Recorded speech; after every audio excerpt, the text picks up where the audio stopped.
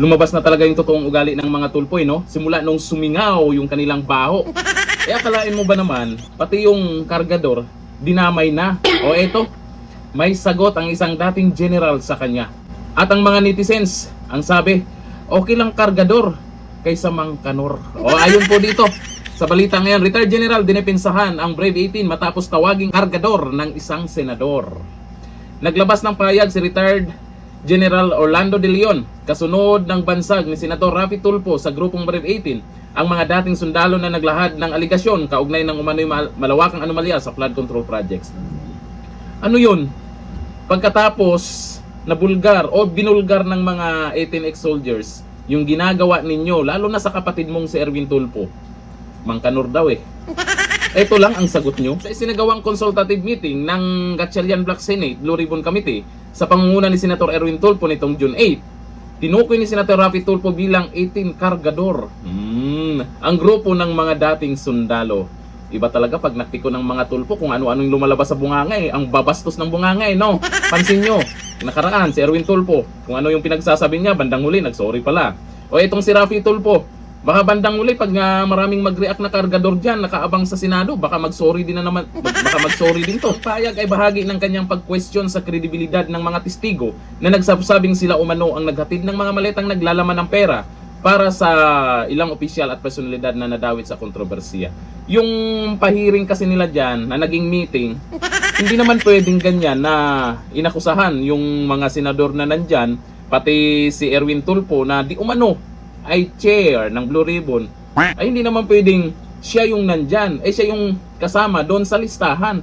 Pwede siyang magdesisyon kung totoo o hindi yung sinasabi ng mga ex-soldiers. Kasi siya yung nandyan. Alam nga naman sabihin niyang totoo. Parang inamin niya na totoo nga, nandeliveran siya ng mali-maletang pera or yung babae pa. Siyempre sasabihin niyang hindi totoo. Pag hindi totoo, ang resulta, pwede niyang i-contempt itong mga ex-soldiers. Walang kwenta yung ginagawa nila. Kaya yung hearing, naging meeting. Hindi interesado yung mga tao sa pinagagawa nila. Mas interesado dito kila Senator Marcoleta, kila Senator Cayetano. Kasi ang target nila, magnanakaw.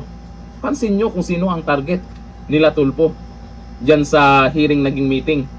Mga witness, yung ex-soldiers. Diba yun ang kaibahan? Doon tayo manood na kung saan ang target ay yung mga magnanakaw. Doon tayo kila Senator Marcoleta. Siguro na-stress na tong mga Tulfo, kaya pati si Raffy Tulfo kung ano nang pinagyayaw-yaw niya, yung kabastusan ng bunganga nila lumalabas na. O ayon dito kay Presi Sandimo, centavo is better than a stolen peso. O yan po yung sagot ni Presi dyan sa sinasabi ni Senator Raffy Tulfo na kargador daw yung ex-soldiers. Sabi ni Andrew Por, okay na maging kargador, wag lang maging mangkanor. Sabi ni Renny Sabihab, unti-unti nang lumalabas ang tunay na ugali. Ito sabi ni Juan Damat, kargador daw sabi ng kobrador. Sabi ni Jason Soriano, mas okay pa kargador kaysa mangkanor. O, may mga nag-comment, maraming nag-comment na ganyan ha, na mas okay pa kargador, mangkanor, pati si mangkanor nadamay na dito sa usapin ng politika. Tapos may mga nagko-comment diyan yung pinopromote ni Raffy Tulfo. Oo, pampatigas daw yun eh. O, di ba? Wag kasi araw-arawin 'yon. Dapat minsan-minsan lang ba ginawa nyo ng 3 times a day 'yon, kaya nagkakaganyan na kayo. Hanggang dito na lang, thank you. Bye.